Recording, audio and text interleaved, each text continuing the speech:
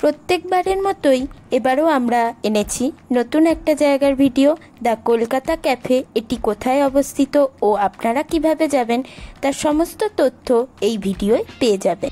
আর আপনাদের সাথে আমরা আছি কোয়েল আর অভি, আর আপনারা দেখছেন ট্রাভেল উইথ অভি কোয়েল। চলুন তবে শুরু করা যাক আজকের ভিডিও।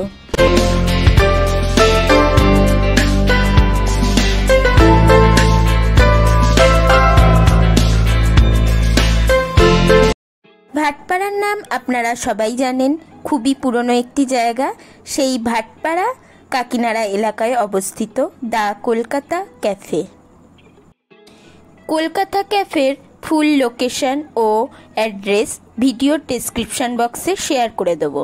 তাও বলছি, নৈহাটির দিক থেকে এলে নৈহাটি স্টেশনতে নেমে 1 নম্বর প্ল্যাটফর্মে বেরিয়ে অটো ধরে এখানে চলে আসতে পারবেন দ্য কলকাতা ক্যাফেতে।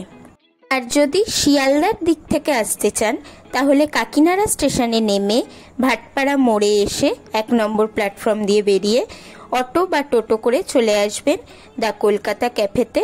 রায় স্টুডিওর ঠিক সামনেই দ্য কলকাতা ক্যাফে। ও হ্যাঁ, আপনাদের সাথে তো একটা কথা শেয়ারই করা হয়নি, সেটা হলো প্রত্যেকবার তো আমাদের দুজনের ভিডিও দেখেন, এবারে আমাদের সাথে আমার মাও আছে। এবার আজকে আমার মাকেও আমাদের ট্যুর পার্টনার করে নিয়েছি। অনেক তো কলকাতার ভিডিও করি, তাই ভাবলাম আজকে একটু ভাটপাড়ার এই ক্যাফেটার ভিডিও করি।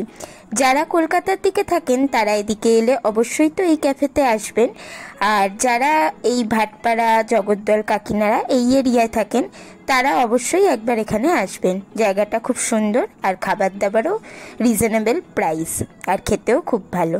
চলুন মেনু কার্ডটা একটু দেখে নেওয়া যাক। আমরা এখানে অর্ডার করেছিলাম 1 প্লেট ফিশ ফিঙ্গার, যাতে 5টা ছিল, যার দাম নিয়েছিল 129 টাকা। আর দিয়েছিলাম 3টে পাস্তার দাম নিয়েছিল 139 টাকা। আর দিয়েছিলাম একটা চিকেন পিৎজা, যার দাম নিয়েছিল 143 টাকা। আমাদের কাছে প্রাইসগুলো রিজনেবলই মনে হয়েছিল। আপনাদের কাছে প্রাইসগুলো কেমন লাগলো আপনারা ভিডিওর কমেন্টে জানাবেন। তবে ক্যাপিচিনো খাওয়ার খুব ইচ্ছা ছিল, তবে ওরা জানালো যে সেদিন নাকি ওদের কফি মেশিন খারাপ হয়ে গেছে, তাই ক্যাপিচিনো হচ্ছে না। তাই ব্যাড লাক, আমাদের ভাগ্যে জুটলো না। যাই হোক, বসে থাকতে থাকতে আমাদের খাবারগুলো এসে গেছে। প্রথমে এলো ফিশ ফিঙ্গার। ফিশ ফিঙ্গারটা খেতে অসাধারণ ছিল। তারপর এলো white sauce chicken pasta. White sauce chicken পাস্তাটাও খেতে কিন্তু অসাধারণ লেগেছে আমাদের। আপনারাও গেলে এই খাবারগুলো একবার ট্রাই করতে পারেন। তারপর এলো পিৎজা আমার কাছে সবসময় ডমিনোজই বেস্ট, তাই এই পিৎজাটা যে খুব ভালো আমি বলতে পারবো না, এটা আমার পার্সোনালি মতামত। তবে আমার সবচেয়ে বেশি ভালো লেগেছে এই ফিশ ফিঙ্গারটা।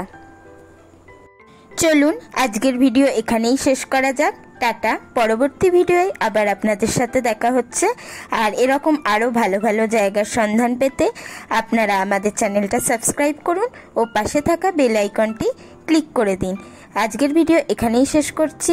আর আপনারা দেখছিলেন ট্রাভেল উইথ অভি কোয়েল। আপনাদের সাথে আমরা ছিলাম অভি কোয়েল।